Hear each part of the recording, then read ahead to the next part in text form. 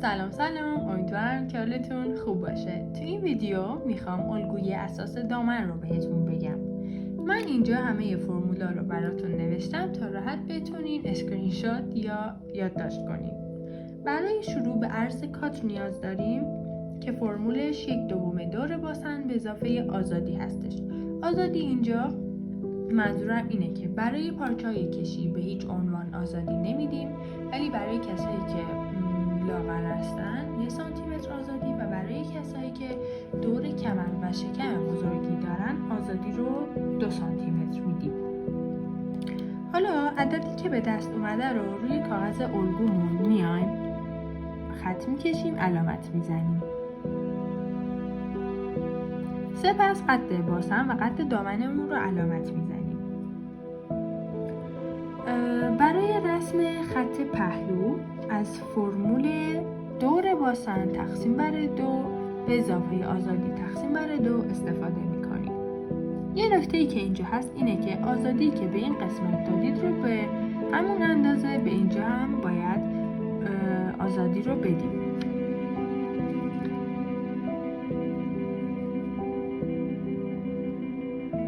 عددی که به دست اومده هر چقدر که شد از قسمت پشت الگو میایم و علامت میزنیم و خط پهلو رو تا پایین دامن ادامه میدیم. برای پیدا کردن کمر پشت از فرمول 1/4 دور کمر به اضافه 2/25 استفاده میکنیم و از قسمت پشت میایم اینجا رو علامت میزنیم و با خطکش منحنی تا قد باسن رسم میکنیم. همین فرمول رو ما برای جلو هم داریم. 1/4 دور کمر به اضافه 2/25 عدد که هر چقدر که شد از این سمت میایم علامت میزنیم و با خطکش منحنی تا قد باسن ادامه میدیم. از قسمت پهلو ما 2 سانتیمتر میریم بالا و تا کمر میایم ادامه میدیم و به اینجا به 0 میرسونیم، یعنی خط اصلی ما الان این میشه. برای پیدا کردن جای سوسونا خط کمر رو تقسیم بر 3 میکنیم. هر چقدر که اومد از قسمت پهلو میایم به این سمت و علامت میزنیم. مجموع سوسن همون 2 سانتیمتره.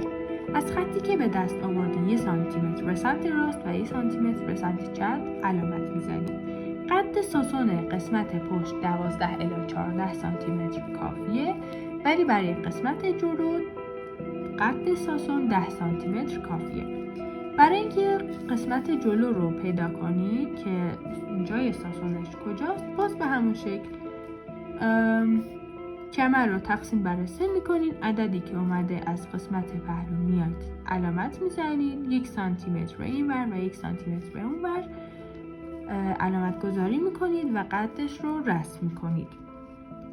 یه نکته‌ای که اینجا هست اینه که ما اینجا میایم الگومون رو به این شکل یه خورده منحنی میکنیم و اینجا این تیزی اینجا رو از بین میبریم. اینجا برای ما دور ریز میشه.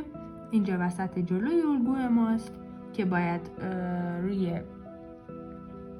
دولای بسته پارچه بذارید. این قسمت هم وسط پشت الگوی ماست که باید یادتون باشه توی پارچه حتما 3 الی 4 سانتیمتر جای زیپ بهش بدید.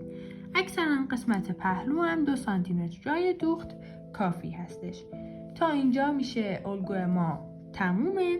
اگه ایراد یا اشکالی داشتین حتما تو کامنت ها ازم بپرسین. حتما منو سابسکرایب کنین چون قراره کلی ویدیوهای آموزشی دیگه براتون بذارم. خیلی ممنونم. فعلا خدا نگهدار.